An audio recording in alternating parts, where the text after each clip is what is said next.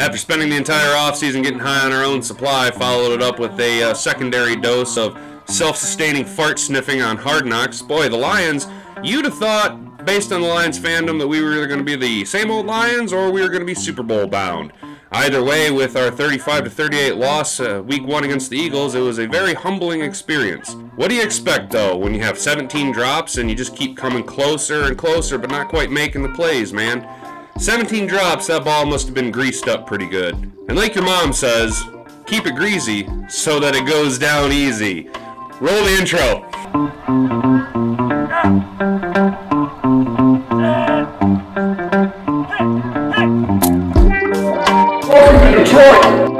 Hey guys, welcome back to the channel. I'm your host, Hat and Beard. This is going to be a quicker video, kind of a not so in-depth analysis of the week 1 loss at the hands of the Eagles, but just kind of a rundown.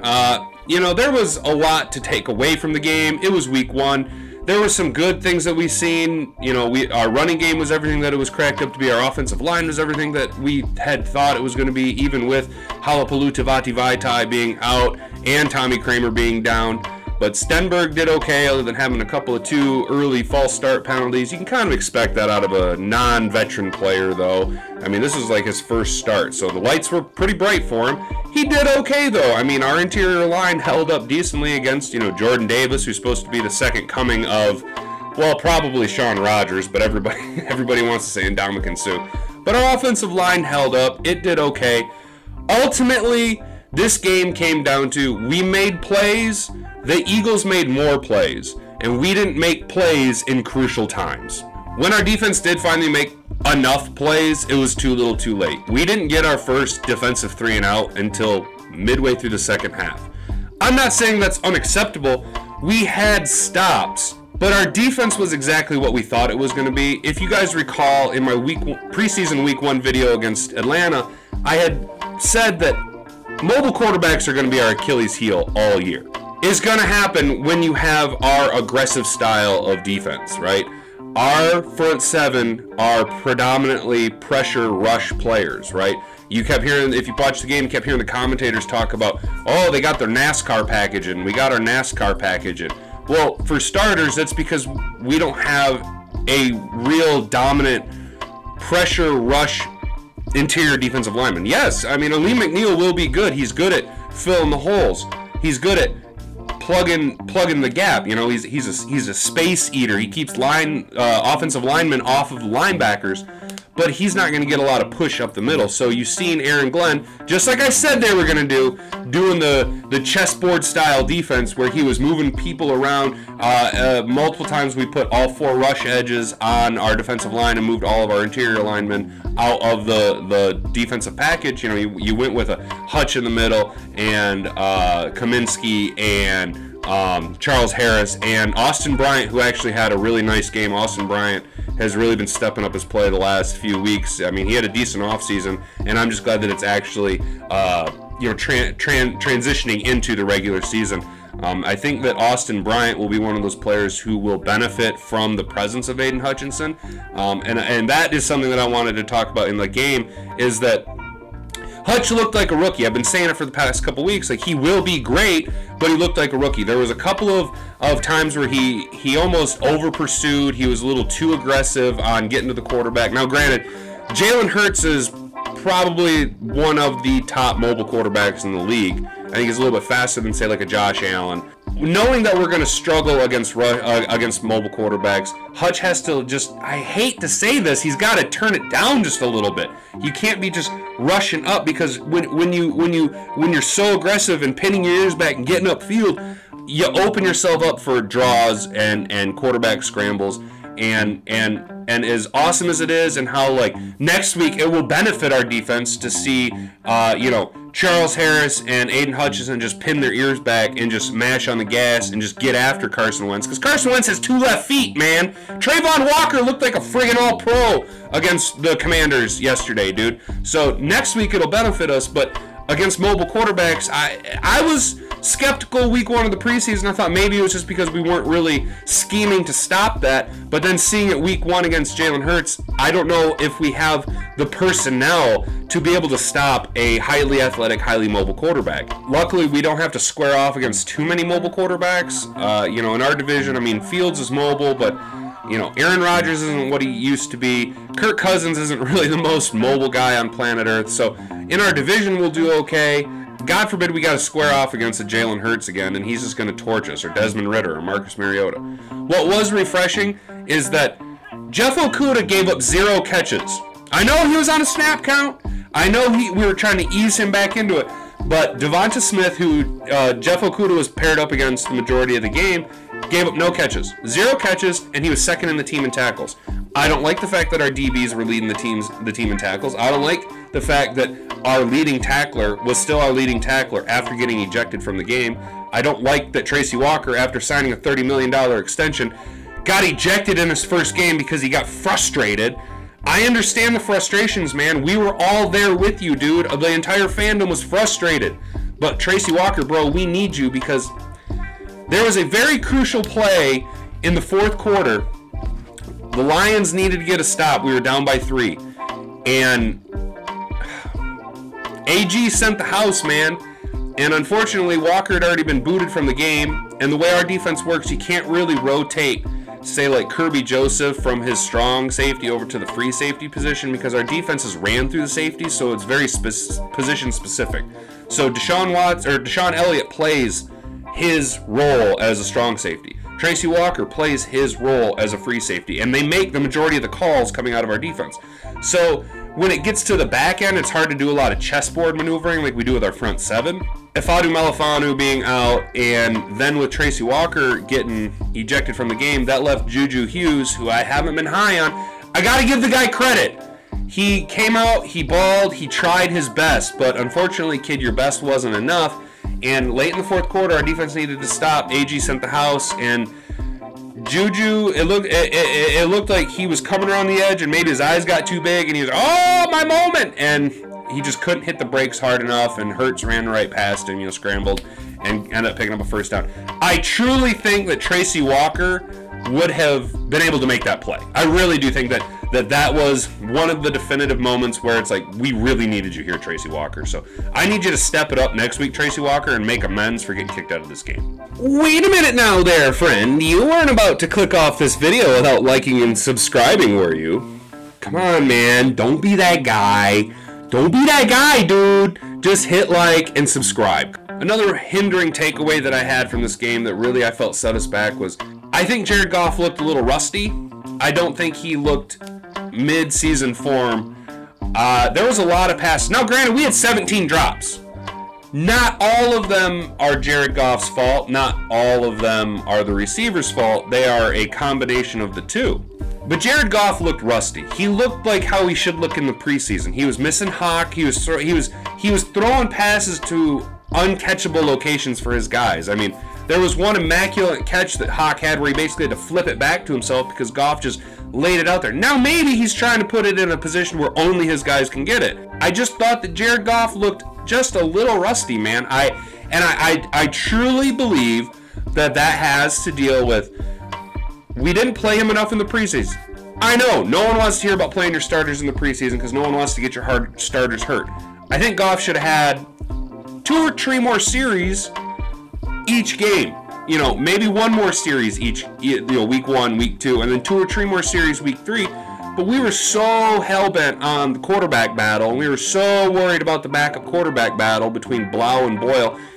Neither one of them are even on the 53-man roster. Yeah, Tim Boyle's on the practice squad. Whoop-de-doo. Nobody likes Tim Boyle, dude. No one wanted you, Tim Boyle. We actually wanted to sign Blau back to the practice squad, but he went for greener pastures out in Minnesota. And I can't blame him, dude. I actually feel like David Blau and Kirk Cousins are going to get along. Just chef's kiss. Great. Just fantastic. Goff should have had a little bit more run in the preseason, in my opinion. Just a little bit more chemistry with the ones. You know, I know that he has a lot of chemistry in practice, but the lights are a little different, man. The speed of the game's different when the check's being cut, you know? you know, maybe next week Goff sharpens it up, maybe breaks the rust loose, hits a little WD-40 on the shoulder there, you know. Look, all I'm saying is that we were close. We were close offensive and defensively. It just wasn't enough to come up and win the game. And that's just how it's going to go for a lot of these games, man. We need to realize that this is still a rebuild franchise. We signed Dan Campbell to a 6-year contract, knowing that it wasn't going to be 2 years and you're in the playoffs, 3 years and you're Super Bowl bound. This is a huge undertaking. And the fact that we were hyper competitive right down to the very end with a team that last year blew us out in our own house 44-6 with damn near the same roster, if anything a worse roster, because now they have a defense that's more built and designed to win a championship. They added AJ Brown. AJ Brown did AJ Brown things. Look, you can't stop AJ Brown. You can't. You can just hope to slow him down. He's too damn good. He is an elite wide receiver. He is an elite athlete. He cannot be stopped. Look, AJ Brown is very, very good. So the fact that we were able to slow him down, but then completely silence Devonta Smith, that's astonishing. We were competitive. We just didn't make enough plays when it mattered, man. We just didn't make enough plays. Our defense just didn't take the step yesterday. We really needed one stop. We needed one stop in the fourth quarter. And unfortunately, we just couldn't get it. Our defense, when we really needed them to do it, and now, you know, and it's really not even their fault. It's a combination of our defense was getting gassed because they'd been on the field for way too long, and Philadelphia's offensive system takes advantage of our defensive scheme. Right, our aggressive defensive scheme will get taken advantage of by a Philadelphia-style offense with a mobile quarterback, with a more patient approach to offense. Not necessarily, you know, like like Kansas City wants to mash on the gas and leave your ass in the pass, you know. But like Philly, they seem a little bit more methodical. They didn't seem to take a lot of deep shots. Now, granted, that could be because we had such great protection on the back end. I highly doubt it, but they didn't take a lot of deep shots. They seemed to take whatever the defense gave them, and when your defense is giving you lanes to utilize a mobile quarterback, to utilize draw plays and delays, and God forbid anyone wants to run a screen on us while we're 12 yards upfield in hyper-aggressive pursuit. But I can't say that it's our defense's fault. It was a team effort in the loss. We beat ourselves. There are 3 players, though, that I would like to highlight real quick before we wrap this video up. This isn't, like I said, this isn't going to be a real in-depth analysis video. I think I'm going to save that for later in the week. You know, more of you extra nerds that really want to get into the nuts and bolts of it, that's more for us, you know, middle of the week when there's not a lot of football action going on. But this reaction video is just more of a takeaway, you know, from yesterday's game, just some quick thoughts. And there are 3 players that I really, really wanted to focus on their play. You know, Tracy Walker, until the ejection, was worth every penny of the extension. I truly believe that he is both the biggest winner and the biggest loser from yesterday, because he had, man, he looked so good. He looked so good at first. And I know what's really awesome is I want to know where all you dickwads were. They're like, oh, you gotta draft Kyle Hamilton at 2.